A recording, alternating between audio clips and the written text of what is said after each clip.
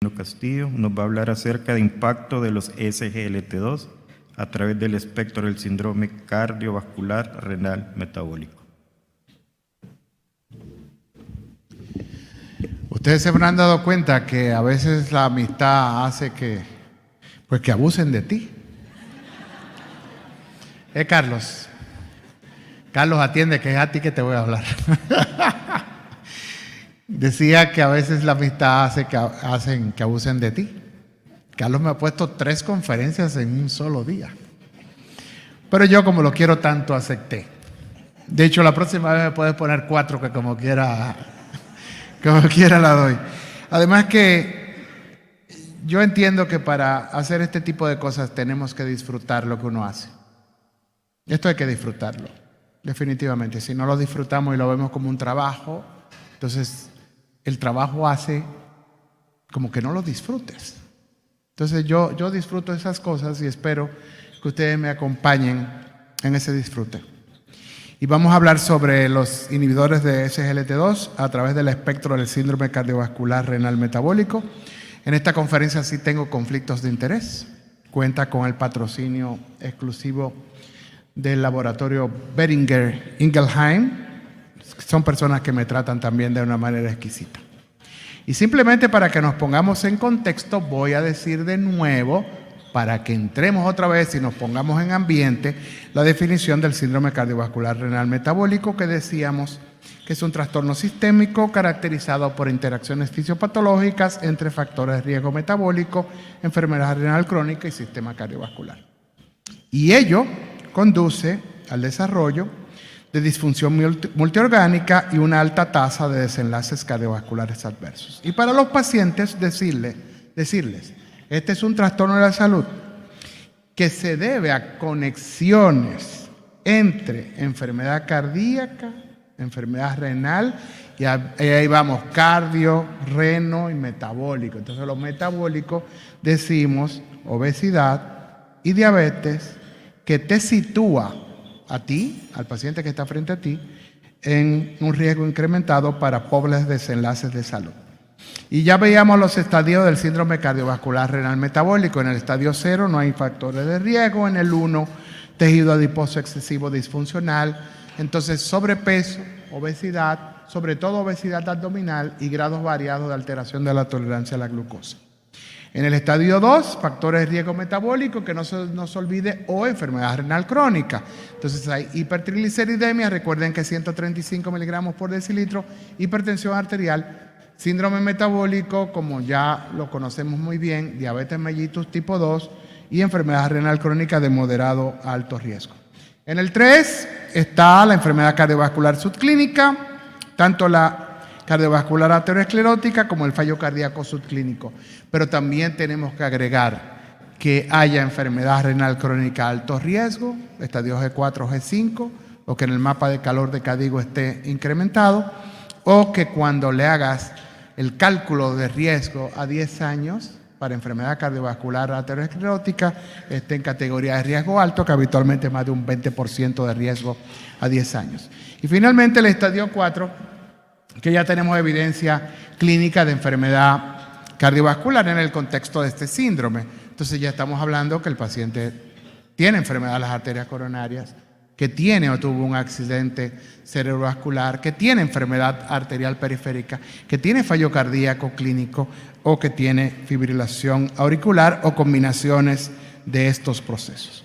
Dicho esto, simplemente para ponernos en contexto, porque lo había dicho en mi participación previa, entonces vamos a ver cuál es el impacto en cada uno de estos estadios del síndrome cardiovascular renal metabólico de los inhibidores del cotransportador sodio-glucosa 2. Entonces vamos con el estadio 1, pacientes que tienen adiposidad excesiva o disfuncional y o tolerancia a la glucosa alterada. Ustedes saben que el mecanismo de acción fundamental de estos medicamentos es que inducen glucosuria y que por ese mecanismo inducen pérdida de calorías. Vamos a pensar en el promedio glucosúrico que inducen estos fármacos. ¿Cuánto es? Más o menos 70 gramos de pérdida de glucosa a través de la orina. Entonces, 1 gramo de glucosa equivale a 4 calorías. Por lo tanto, si pierdo 70 gramos de glucosa, estoy perdiendo 280 calorías. Para los que piensan que es poco, los 280 calorías, imagínense que ustedes vayan al gimnasio, se suben en la caminadora, están al borde de la muerte, perdieron 300 calorías y cuando salen de ahí se comen una funda de papitas y ya está. 300 calorías, comiste la funda de papitas y fracasaste. Bueno, pérdida de calorías que induce a una reducción de la adiposidad y pérdida de peso.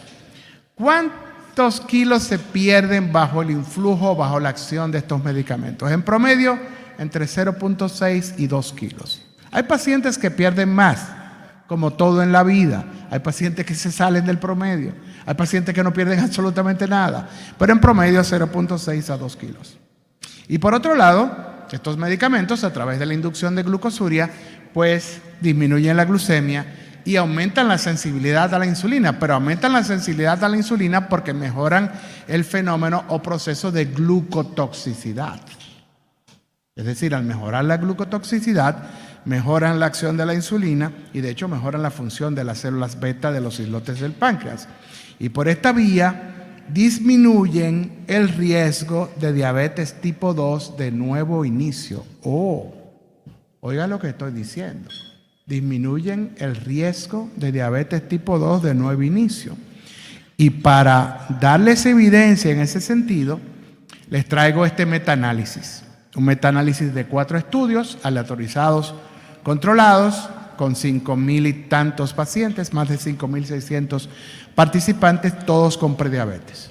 Y el metaanálisis demuestra que el uso de inhibidores del cotransportador de glucosa está asociado con riesgo reducido de diabetes tipo 2, de nuevo inicio, en adultos con prediabetes y fallo cardíaco o enfermedad renal crónica. Fíjense, esta es una gráfica de Forest Plot. Y noten que el hazard ratio fue de 0.79. Lo están viendo en letras rojas, ¿verdad? Y el intervalo de confianza, el 95%, que está entre los corchetes, en su extremo superior está por debajo del 1, fue 0.93. Por lo tanto, estadísticamente significativo. ¿Qué estoy diciendo? Que el metaanálisis sugiere que el uso de inhibidores del cotransportador de glucosa 2 está asociado con una reducción de un 21% estadísticamente significativa para el desarrollo de diabetes tipo 2 de nuevo inicio en adultos con prediabetes y fallo cardíaco o enfermedad renal crónica. En el estadio 2, pacientes con diabetes y otros factores de riesgo metabólico o enfermedad renal crónica, a través de la inducción de glucosuria y de la mejoría de la sensibilidad a la insulina, estos medicamentos reducen la hemoglobina 1C. ¿En cuánto lo reducen? En promedio, entre 0.6 y 0.8% en órdenes de magnitud, como valor absoluto. Eso es lo que hacen. Fíjense que por varios mecanismos que veremos con detalle en la siguiente diapositiva, estos medicamentos tienen un impacto benéfico sobre la tensión arterial. Disminuyen la tensión arterial sistólica entre 3 y 7 milímetros de mercurio y la diastólica entre 1 y 4 milímetros de mercurio. No son antihipertensivos, pero tienen un impacto benéfico reduciendo la tensión arterial tanto sistólica como diastólica. Por varios mecanismos que veremos con detalle más adelante, mejoran el fenotipo lipoproteico aterogénico, la tríada lipídica aterogénica. Es decir, reducen triglicéridos, disminuyen las concentraciones de LDL pequeñas y densas y aumentan el colesterol HDL. Pero ojo, les adelanto que aumentan el colesterol LDL. Mejoran el fenotipo lipoproteico aterogénico, pero aumentan el colesterol LDL. Y a través también de varios mecanismos tienen efectos nefroprotectores o renoprotectores ya comprobados. Vamos a ver cuáles son los mecanismos potenciales de la reducción de la presión arterial inducida por estos medicamentos. Inducen glucosuria, con ello diuresis osmótica, y por lo tanto disminuyen el retorno venoso y disminuyen lo que se llama balance de agua, y con ello reducen el volumen sistólico. Fíjense que disminuyen el tono simpático. Antes de esta diapositiva yo ponía la disminución del tono simpático con un signo de interrogación. Ya prácticamente le quité el signo de interrogación porque ciertamente disminuyen el tono simpático y con ello disminuyen el volumen sistólico. Y al disminuir el tono simpático, a pesar de la diuresis osmótica y de todo lo demás, la frecuencia cardíaca no se modifica con estos medicamentos. Si tú conjugas la no modificación de la frecuencia cardíaca con la disminución del volumen sistólico, va a haber reducción del gasto cardíaco. Al disminuir el balance de sal y agua, disminuye angiotensina 2 y arginina vasopresina, que ustedes saben que aumenta el tono de las células del músculo liso vascular, la arginina vasopresina. Y aumentan, como sabemos muy bien, la entrega de sodio a las células de la mácula densa en el aparato yuxtaglomerular. Y eso hace que se inhiba el sistema renina-angiotensina-aldosterona. Por lo tanto, mayor reducción de la angiotensina 2. Si yo conjugo disminución del tono simpático con disminución de vasoconstrictores como angiotensina 2 y arginina vasopresina, estoy diciendo que hay una disminución de la rigidez arterial. Y con ello disminuye la resistencia periférica total. Nos enseñaron hace cientos de años, cuando estábamos en la escuela de medicina, que hipertensión era gasto cardíaco por resistencia periférica, ¿verdad? Al disminuir los dos, disminuye la tensión arterial sistólica 3 a 7 milímetros de mercurio y 1 a 4 milímetros de mercurio la diastólica. Esos son los mecanismos potenciales. Les adelanté hace un ratito que estos medicamentos producen un incremento del colesterol LDL. De hecho, también aumentan el colesterol total, aumentan el colesterol HDL y disminuyen triglicéridos. Entonces, les traigo a su consideración cuál es el impacto que tienen sobre esos parámetros. Y para ello, un metaanálisis de 60 estudios aleatorizados que incluyeron más de 147,000 individuos. ¿Qué pasó en cuanto a la variación, el incremento del colesterol total, Leonel? Aumentó, pero fíjate que aumentó 3.65 miligramos por decilitro. Fue significativo, pero fue poquito en términos de valor absoluto. El incremento del colesterol LDL, que también fue significativo, fue de 2.92 miligramos por decilitro. Lo incrementó, pero en menos de 3 miligramos por decilitro. Y el colesterol HDL se aumentó en 2.23 miligramos por decilitro. Y miren que el impacto mayor fue sobre triglicéridos, que se redujeron en 8.78, prácticamente en 9 miligramos por decilitro. Sin embargo, quiero que piensen lo siguiente. ¿Subió el colesterol LDL en casi 3 miligramos por decilitro? ¿Eso sería bueno? No. Sin embargo, estos medicamentos han demostrado reducir desenlaces cardiovasculares, independientemente de ese efecto. Demostrado en estudios aleatorizados, controlados, doble ciego, triple sordo. O sea, demostrado. Por lo tanto, ese impacto no es sustancial. Y les dije que el fenotipo lipoproteico heterogénico, la tríada lipídica heterogénica mejoraba. Y ahorita vamos a ver cuáles son los mecanismos de esa mejoría. Ahora yo les voy a comentar cuáles son los mecanismos a través de los cuales estos medicamentos aumentan el colesterol LDL. Aumentan la lipólisis del tejido adiposo. ¿Qué pasa cuando aumenta la lipólisis del tejido adiposo? Que aumenta el flujo de ácidos grasos libres al hígado. Ya lo estamos viendo. Aumenta el contenido hepático de ácidos grasos y estos medicamentos, aumentan la beta-oxidación. Por lo tanto, aumenta acetil-CoA y con ello aumentan cuerpos cetónicos. Oigan, estos medicamentos nos volaron la cabeza, nos decían al principio. ¿Qué piensa de un medicamento glucosúrico? Mecanismo de acción reductor de glucosa, glucosuria. Dice, coño, qué raro. La glucosuria nos enseñaron que era mala, ¿verdad? Estos medicamentos aumentan los cuerpos cetónicos. ¡Oh! Eso era de rasgarse las vestiduras. Y parece que la cetogénesis discreta, incrementada y persistente hace 1000 cosas buenas. Bueno, pero vuelvo al punto al cual me estoy refiriendo. Aumenta síntesis hepática de colesterol al aumentar acetil-CoA. Si aumenta la síntesis hepática de colesterol, ¿qué pasa con los receptores de LDL? Que disminuyen su expresión. Disminuye la expresión hepática de receptores para LDL. Por lo tanto, disminuye la depuración hepática de las LDL y con ello aumentan las concentraciones circulantes de colesterol LDL 2.9 miligramos por decilitro. Eso es lo que aumenta. Sin embargo, les comentaba que estos medicamentos mejoran el fenotipo lipoproteico heterogénico, la tríada lipídica heterogénica, lo que le llamamos dislipidemia heterogénica. Reducen triglicéridos, reducen LDL pequeñas y densas, aumentan colesterol HDL. Y esto lo hacen porque al inducir glucosuria y disminuir la glucosa y disminuir el fenómeno de glucotoxicidad, mejoran la sensibilidad a la insulina y la función de las células beta.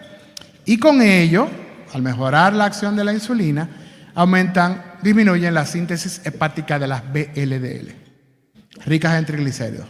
Mecanismo para reducir triglicéridos, disminución de síntesis hepática de VLDL. Pero también aumentan la expresión y actividad de una enzima que se llama ANGPTL4, que es una enzima que pues al estar incrementada aumenta la lipasa lipoproteica y por lo tanto aumenta la depuración de las VLDL, con lo cual disminuye las concentraciones circulantes de las VLDL. Si disminuye en VLDL, disminuye la actividad de la proteína transferidora de ésteres de colesterol, que mide la transferencia de lípidos neutros entre VLDL y LDL, y al disminuirse la actividad de la lipasa hepática, disminuye la formación de LDL pequeñas y densas. El intercambio de lípidos neutros promovido por la CETP no solamente ocurre entre VLDL y LDL, también ocurre entre VLDL y HDL2. Y al estar disminuida la actividad de la CETP y disminuir la actividad de la lipasa hepática, disminuye la conversión de HDL2, que son más grandes que las HDL3, y por lo tanto se incrementan las HDL2. Y por esta vía tenemos disminución de síntesis hepática y aumento de depuración de las VLDL como mecanismos para explicar la reducción de triglicéridos, y tenemos una disminución de la formación de LDL pequeñas y densas y un incremento de las HDL2 y por lo tanto del colesterol HDL. Y aquí vemos los mecanismos posibles y postulados de estos medicamentos para la reducción de la albuminuria y la mejoría de la función renal. ¿Cuál sería el primero que nos llega a la cabeza? Probablemente este. Estos medicamentos aumentan la entrega de sodio a las células de la mácula densa. Eso activa el feedback tubuloglomerular. Y cuando se activa el feedback tubuloglomerular, hay vasoconstricción de la arteriola aferente, la que entra al ovillo glomerular. Y por lo tanto, hay una disminución de la presión intraglomerular, disminución de la hiperfiltración glomerular, y recuerden que la hipertensión glomerular es el principal determinante de la excreción urinaria de albúmina. Por lo tanto, si disminuye la presión intraglomerular, va a haber una disminución de la albuminuria. Pero hay una mejoría neurohormonal. Hay una disminución de la actividad, ya lo decía, del sistema renina-angiotensina-aldosterona intrarrenal, y disminuye la actividad del sistema nervioso simpático, benéfico por demás. Hay mejoría de la expansión del mesangio y ojo, esto es muy importante. Hay una repoblación celular glomerular. Hay una repoblación de células epiteliales parietales, de células mesangiales y de podocitos. La mejoría del estrés oxidativo no puede faltar en el contexto al cual nos estamos refiriendo. Disminuye estrés oxidativo, disminuye inflamación de bajo grado. El efecto de cetogénesis discreta pero perpetuada se traduce en mejora de la utilización de sustratos de energía. Disminuye la fibrosis intersticial. Tienen un efecto eritropoyético, aumenta la secreción renal de eritropoyetina, y de hecho el incremento del hematócrito de arroz de un 4%. Y con ello mejora la oxigenación tisular, no solamente a nivel renal, sino a nivel miocárdico también. Mejora la función del endotelio vascular a nivel glomerular, y se limita la disfunción de podocitos. Y al disminuirse el VEGF-A, es decir, el factor de crecimiento del endotelio vascular, pues habría un impacto benéfico protector sobre células endoteliales glomerulares. Esto prácticamente resume, aunque podrían haber otros mecanismos, cuáles son los beneficios potenciales desde el punto de vista mecanístico de estos medicamentos sobre la función renal. Pero las cosas no se quedan ahí, mejoran inflamación. Cuando pensamos en inflamación, ¿qué elemento nos podría llegar a la cabeza? El factor de transcripción nuclear kappa B. Es el factor de transcripción nuclear cuando pasa del citosol al núcleo y se activa. pues favorece la expresión de citoquinas proinflamatorias y disminuye la expresión del factor de transcripción nuclear kappa B. Disminuye la producción de interleuquina 1 beta, de interleuquina 6, de interleuquina 18, de factor de necrosis tumoral alfa, como están viendo ahí. Pero también hay un elemento que es el Transforming Growth Factor beta 1, el TGF beta 1, que es un elemento profibrótico, fibrogénico. Disminuye la expresión de TGF beta 1 bajo el concurso de la acción de los inhibidores de SGLT2, disminuye fibronectina. No lo quiero abrumar, lo que quiero decir es que a través de esa mejoría, de ese bloqueo de estas moléculas por los inhibidores del SGLT2, pues mejora la inflamación, tanto intrarrenal como sistémica, y también pues mejora o disminuye la fibrosis intersticial. Y esto ha sido demostrado que estos mecanismos se traducen en beneficios reales sobre los pacientes, en beneficios clínicos reales. Les muestro en esta diapositiva los desenlaces renales de los estudios mayores aleatorizados y controlados de estos medicamentos, y les voy a mostrar los 3 estudios en que el desenlace renal fue el desenlace primario. En otros estudios, el desenlace primario no era el renal. Por ejemplo, en el EMPA-REG Outcome, que demostró por vez primera en el planeta Tierra en el 2015 que un medicamento antidiabético disminuía desenlaces cardiovasculares, incluyendo muerte cardiovascular, la empagliflozina. En el 2015 fue la primera vez que se demostró eso. Fue un estudio cuyo desenlace primario no era renal, era cardiovascular. Y los otros que se hicieron, el DAPA-HF, etcétera, fueron estudios que buscaban desenlaces cardiovasculares, no renales. Ahora les voy a mostrar los 3 estudios que han buscado desenlaces renales como desenlace primario. El Credence con canagliflozina. Ahí están viendo el desenlace que se evaluó, renal compuesto primario. Hazard ratio 0,70. Intervalo de confianza al 95%, en su extremo superior 0,82, está por debajo del 1, significativo. Reducción de un 30% del desenlace primario con canagliflozina. DAPA-CKD con dapagliflozina, reducción del desenlace primario en un 39%, significativo. Y el EMPA-KIDNEY con empagliflozina, reducción de un 28% del desenlace primario. Es decir, los 3 estudios aleatorizados, controlados, doble ciego, que han demostrado que evaluando un desenlace primario, que es un desenlace renal, han demostrado que estos medicamentos disminuyen desenlaces renales. Quiero que veamos el NNT, el número de pacientes que se necesita tratar para reducir el desenlace renal primario. Miren lo bajito que es. 19, 22, 26. En el peor de los casos, por decirlo de esa manera, si yo trato 26 pacientes con las dosis requeridas de estos medicamentos, voy a evitar un desenlace renal primario. Si lo llevo en términos epidemiológicos a la población general, estamos hablando de muchísima gente beneficiada bajo el concurso de la acción de estos medicamentos. Les voy a decir algo que no presenté en la diapositiva, pero ahora se me ocurre que debí presentarla.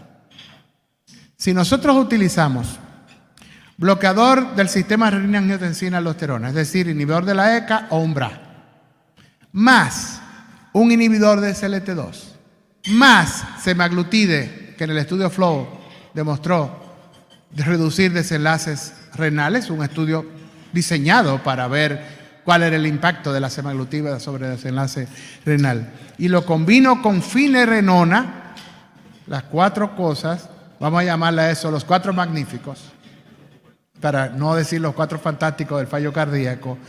Esas 4 cosas reducen o postergan la necesidad de diálisis, de hemodiálisis, en pacientes con enfermedad renal crónica por 15 a 25 años. En República Dominicana dijéramos, coño, 15 a 25 años. Hay gente que se te sienta delante de la consulta y te dice, doctor Alballero, yo no quiero entrar en diálisis. Yo le tengo un miedo a eso. Mi mamá murió en diálisis, es una cosa del diablo, y es verdad que es una cosa del diablo. Le dice, no se apure, que ahora tenemos un cóctel de cosas que va a evitar que a usted le pase eso durante 25 años. Y como usted tiene 68, 25 son 93, si te van a dializar a los 93, tú hasta lo aceptas. ¿Y qué nos dicen las guías CADIGO en función de esa evidencia? ¿Quién debería estar en inhibidor de SLT2? Diabetes tipo 2 con enfermedad renal crónica. ¿Y con cuánto puedo utilizarlo de tasa de filtración glomerular? Con 20. Y eso es consenso del planeta Tierra. Todas las guías de práctica clínica, las de la ADA, las europeas, las de los nefrólogos, las de los cardiólogos, todo el mundo te dice que vas a utilizar estos medicamentos con tasa de filtración glomerular mayor a 20 mililitros por minuto. Evidencia 1A, el mayor nivel de evidencia. Pero también lo utilizarías con enfermedad renal crónica, tasa de filtración glomerular arriba de 20, con relación albúmina creatinina urinaria mayor de 200 miligramos por gramo o fallo cardíaco independiente del nivel de la albuminuria. Ahorita veremos que estos medicamentos son uno de los 4 fantásticos para fallo cardíaco.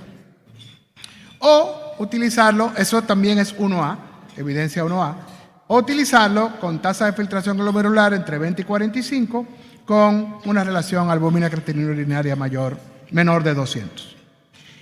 ¿Y por qué tiempo lo vamos a continuar? Continuar una vez iniciado, aún si la tasa de filtración glomerular cae a menos de 20.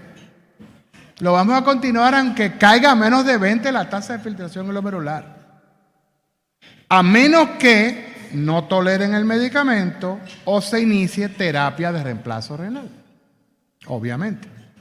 ¿Cuándo tenemos que suspender el medicamento? En ayuno prolongado. Recuérdense que en ayuno prolongado por el proceso cetogénico, en pacientes diabéticos podrían entrar en cetoacidosis diabética que le llaman euglucémica. También hay que suspenderlo 3 días antes, dice la Asociación Americana de Diabetes, para la cirugía, para una cirugía mayor. No solamente hay que suspender la metformina. La metformina yo se la quito 24 horas antes.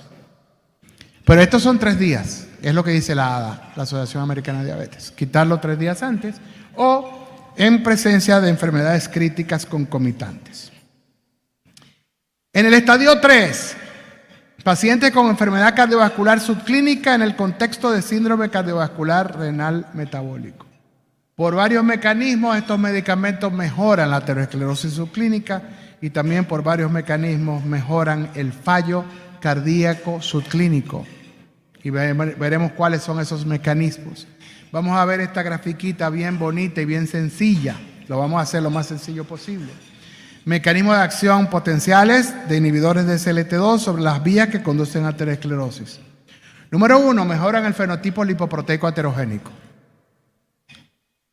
Número 2, disminuyen la disfunción endotelial, mejoran la función del endotelio vascular y disminuyen estrés oxidativo. Número 3, disminuyen la inflamación de bajo grado de la vasculatura y lo hacen entre otras cosas porque disminuyen la adhesión de los monocitos circulantes a la superficie del endotelio y disminuyen la entrada del monocito a la íntima arterial. ¿Se acuerdan cuando mencionaba en la primera participación que tuve en la mañana de hoy la MCP1 que metía el monocito previamente al endotelio a la íntima arterial? Bueno, pues estos medicamentos hacen lo propio, disminuyen la adhesión y el reclutamiento de monocitos circulantes a la íntima arterial, disminuyen la formación de células espumosas, disminuyen la carga y el tamaño de la placa y aumentan la estabilidad de la placa. Y por lo tanto tienen un impacto benéfico sobre desenlaces cardiovasculares. Y miren lo que hacen en células endoteliales. Aumentan la biodisponibilidad del óxido nítrico. Y esto lo hacen porque aumentan la expresión y actividad de la sintasa endotelial de óxido nítrico.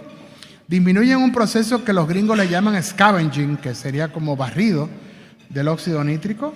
Por lo tanto, producen un aumento de la vasodilatación dependiente del endotelio. Disminuye vasoconstrictores como angiotensina 2, ya lo decíamos, y como endotelina 1. Disminuyen especies reactivas de oxígeno y por lo tanto disminuyen la inactivación del óxido nítrico y mejoran la función del endotelio. Y esto lo hacen, entre otras cosas, porque disminuyen enzimas que son generadoras de estrés oxidativo. Y la vía de señalización de los productos finales de glicosilación avanzada y su interacción con los receptores, con los rajes, pues también se ve disminuida. Disminuye la inflamación, ya lo decíamos, de bajo grado de la vasculatura. Y me gusta este término, disminuyen la senescencia o el envejecimiento endotelial, si me permiten utilizar el término. Disminuyen la muerte por apoptosis del endotelio, disminuyen la permeabilidad endotelial, aumentan la reparación del endotelio.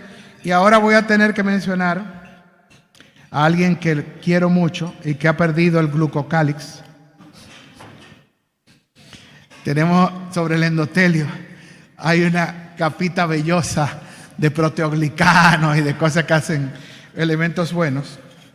Y ocurre que Leonel y yo hemos perdido el glucocálix craneal y estos medicamentos mejoran el glucocálix endotelial y con ello mejoran función del endotelio. Y ocurre que estos medicamentos reducen significativamente los eventos cardiovasculares adversos mayores en pacientes con y sin enfermedad cardiovascular aterosclerótica establecida. Ojo, con y sin enfermedad cardiovascular aterosclerótica establecida. Metaanálisis de 11 estudios, aleatorizados controlados con placebo.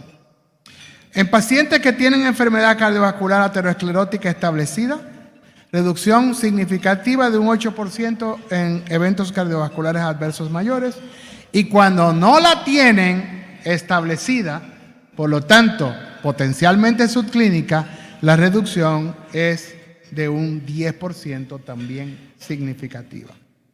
Mecanismo de acción cardioprotector propuesto por los inhibidores de SLT2. Tradicionales, disminuyen la glucosa.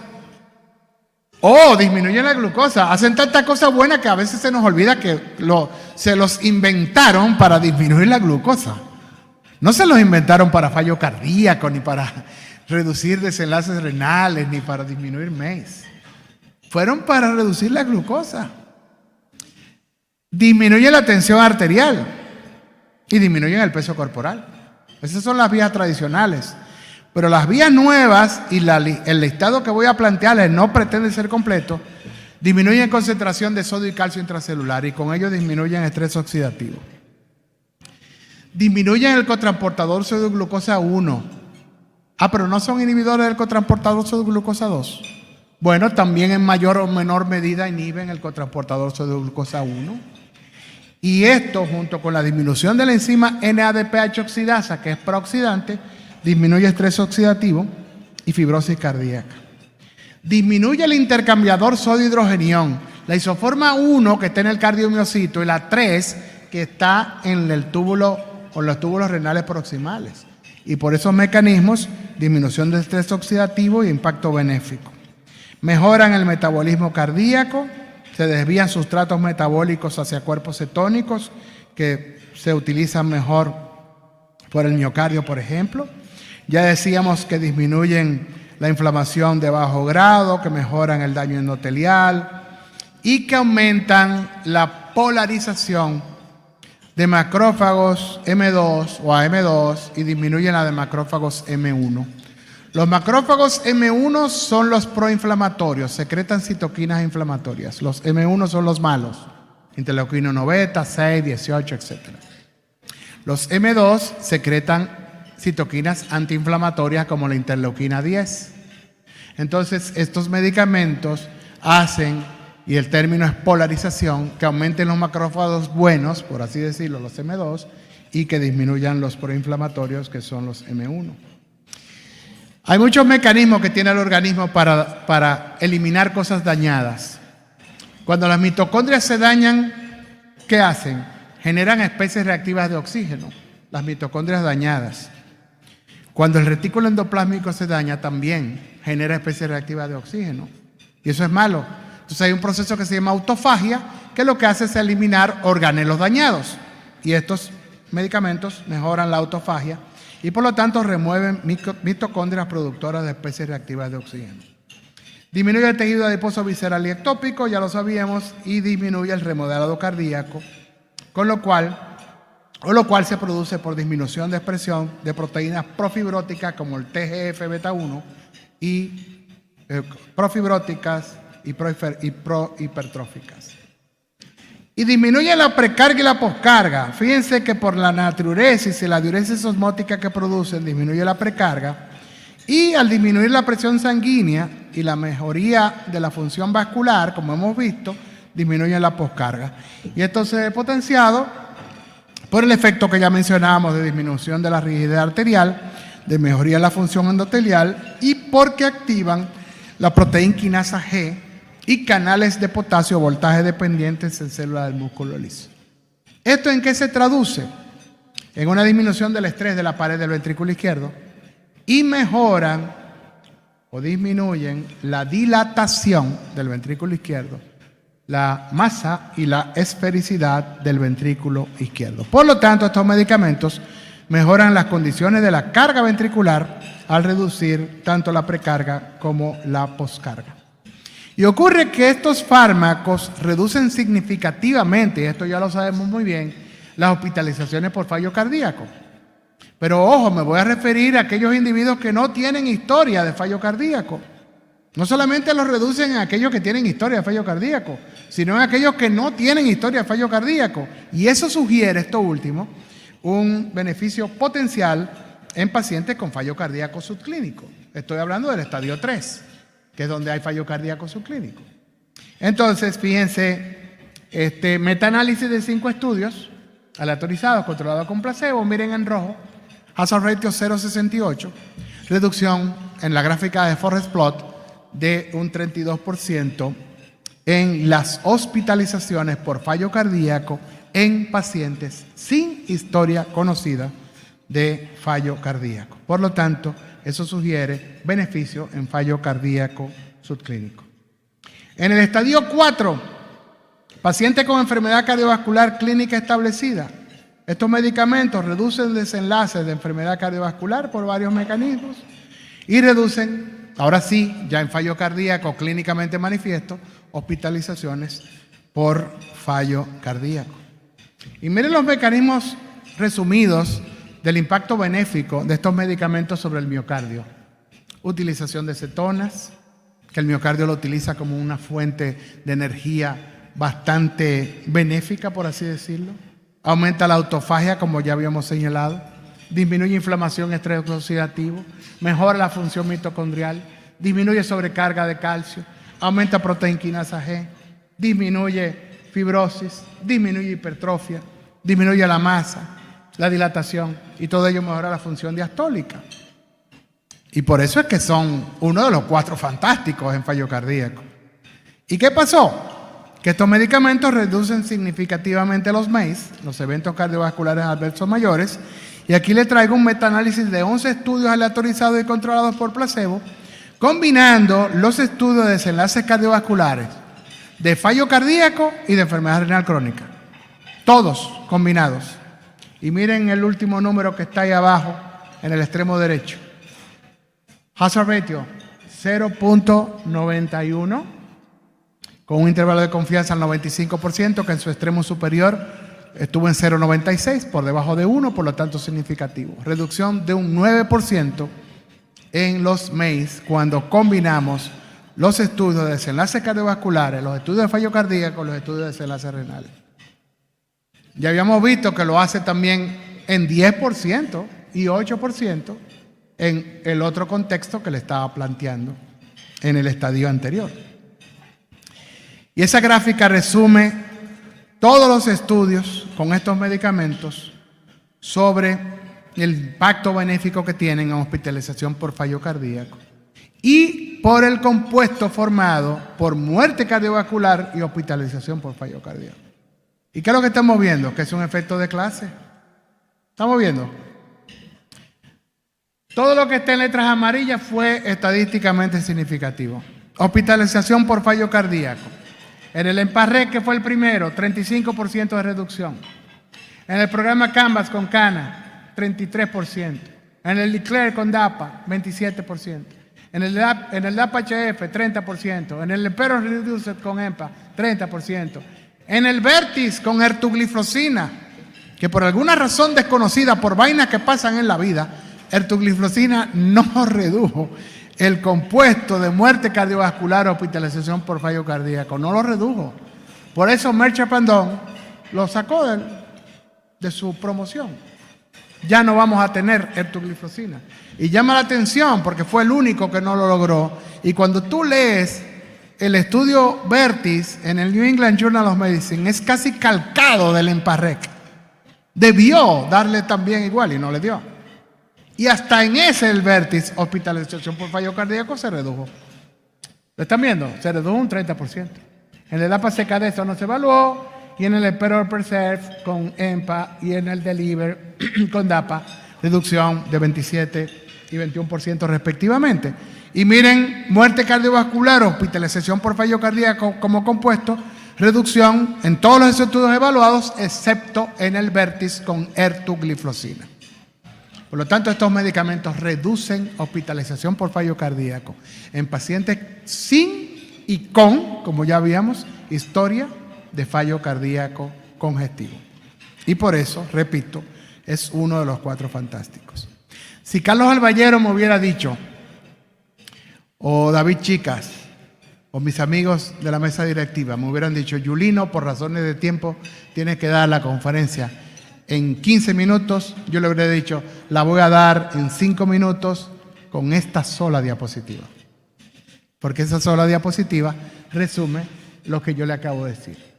Los inhibidores del cotransportador de glucosa 2, a través del espectro del síndrome cardiovascular renal metabólico, tienen un impacto beneficioso en todos los estadios del síndrome. Muchísimas gracias por la gentileza exquisita de su atención. Y buen provecho.